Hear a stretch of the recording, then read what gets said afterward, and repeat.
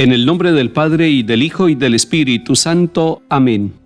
Señor, cuando florece un nuevo día en el jardín del tiempo, no dejes que la espina del pecado vierta en él su veneno.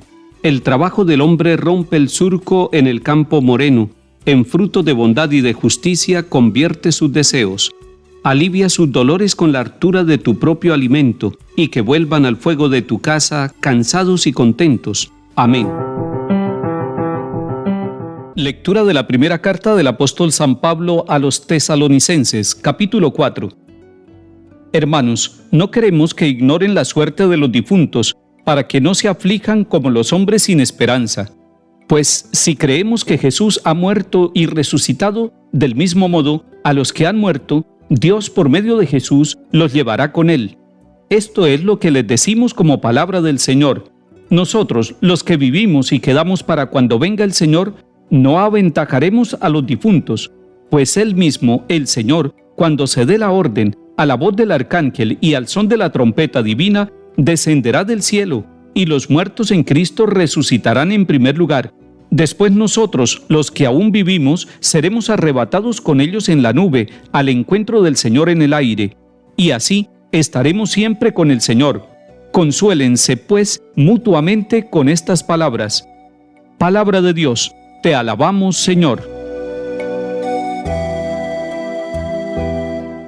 San Pablo en esta carta está enseñando a la comunidad de Tesalónica sobre un tema fundamental, el tema de la muerte. Si hay un tema que cuestione nuestra vida, que ponga interrogantes, que nos haga preguntas sobre lo que nosotros pensamos y sobre lo que piensan los demás, es el tema de la muerte. Pero no debemos buscar respuesta en muchos puntos, debemos buscar la respuesta en lo que nos enseña el magisterio de la Iglesia, en el catecismo de la Iglesia, pero busquemos también la respuesta en la misma palabra de Dios. Y San Pablo sale a nuestro encuentro para darnos una respuesta. Y lo primero que dice es que no quiere que nosotros continuemos en la ignorancia sobre los muertos. Está hablando de una ignorancia que tienen muchas personas sobre los difuntos, sobre los familiares. ¿Qué pasará con ellos? ¿A dónde van los muertos? ¿De qué se trata el final de nuestra vida?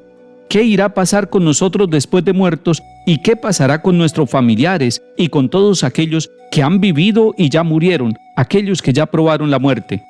Tenemos que mirar al Señor y tenemos que mirar la palabra que San Pablo nos da. Y San Pablo nos dice, no se aflijan como los hombres sin esperanza. El primer punto para acercarnos al tema de la muerte es la esperanza. Sin esperanza nosotros diríamos, la muerte es el final. Sin esperanza nosotros diríamos, la muerte es un fracaso. Sin esperanza nosotros diríamos, no hay respuesta dada para la muerte. Pero San Pablo es un hombre de esperanza y quiere sembrar la esperanza como actitud y como virtud en todos aquellos de la comunidad cristiana de Tesalónica. Y también esa esperanza necesita revivir y afianzarse en el corazón de cada uno de nosotros, porque ¿quién de nosotros no ha tenido la experiencia de un ser querido que haya muerto y que haya dejado un gran vacío y que haya dejado un gran dolor y que haya dejado interrogantes? ¿Por qué murió él? ¿Por qué esa persona tan querida para mi vida y para mi familia? ¿Por qué en ese momento? ¿Y por qué no estábamos preparados? San Pablo dice que los hombres sin esperanza se afligen, pero que los hombres con esperanza logran entender en medio del dolor lo que significa la muerte. Y el centro de la respuesta de San Pablo está en Cristo Jesús, que murió y resucitó. Ese es el centro de la vida y de la fe. Cristo murió, Cristo resucitó. Si Cristo hubiera muerto simplemente, nosotros anunciaríamos a un difunto. Estaríamos hablando de alguien que no ha logrado responder al tema de la muerte. Pero el Señor Jesús resucitó, y es el único que ha resucitado, y lo vieron los apóstoles, y comió con ellos, y les mostró las heridas de las manos, del costado, y les fue mostrando las huellas de la pasión, del dolor y de la cruz. Ese Hijo de Dios que resucitó es el que nos abre el camino a nosotros de la esperanza y de la vida nueva, de la resurrección, para nosotros que estamos vivos y para los que ya murieron.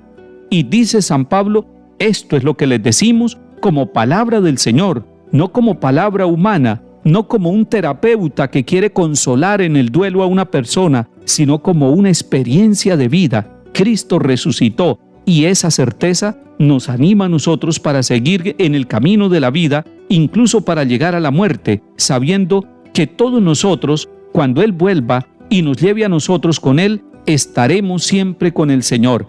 Esa es la esperanza. Los que ya murieron y los que tenemos que morir un día, tenemos una meta: estar siempre con el Señor.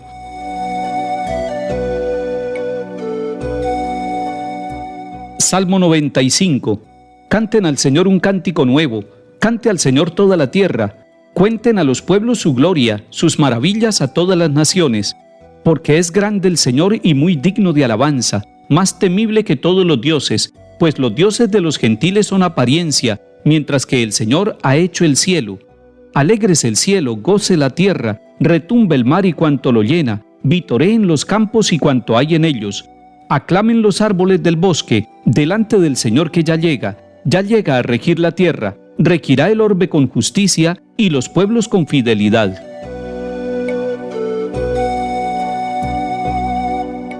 Lectura del Santo Evangelio según San Lucas, capítulo 4.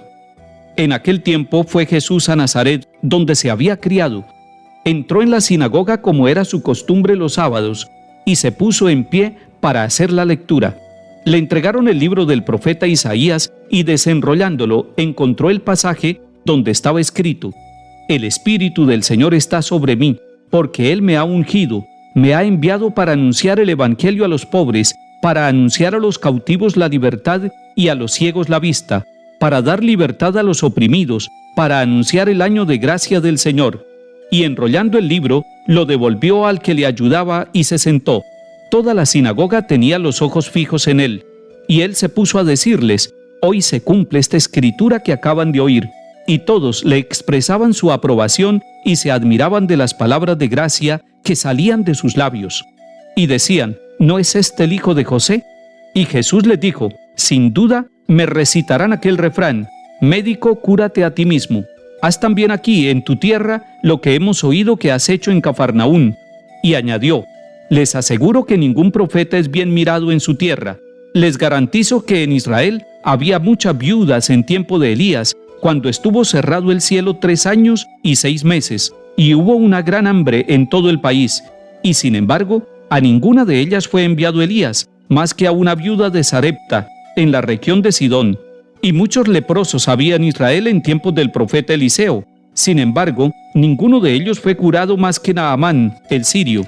Al oír esto, todos en la sinagoga se pusieron furiosos, y levantándose, lo empujaron fuera del pueblo, hasta un barranco del monte, en donde se alzaba su pueblo, con intención de despeñarlo.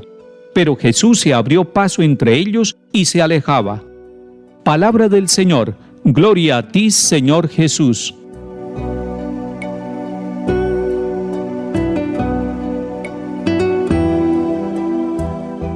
Es hermoso ver al Señor en su propia tierra, en la tierra donde fue criado, en Nazaret, y precisamente en la sinagoga un sábado.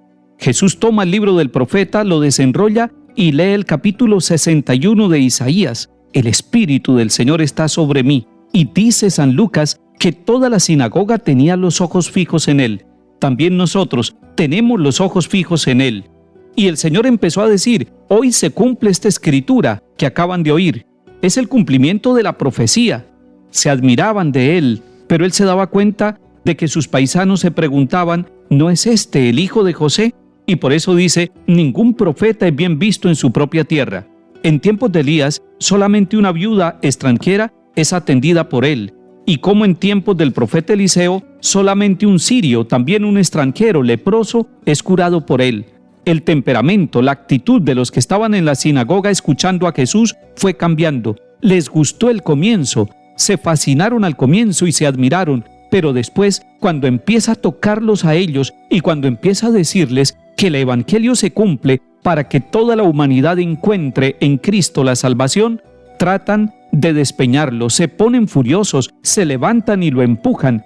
De esta manera, entre la admiración y el rechazo, Jesús empieza su misión. Todos los días de semana estaremos leyendo a Lucas y haremos un seguimiento de cómo esta misión que Jesús comienza allá en la sinagoga de Nazaret también nos va a tocar a nosotros en nuestra vida. Que el Señor nos bendiga y acompañe, en el nombre del Padre, y del Hijo, y del Espíritu Santo. Amén.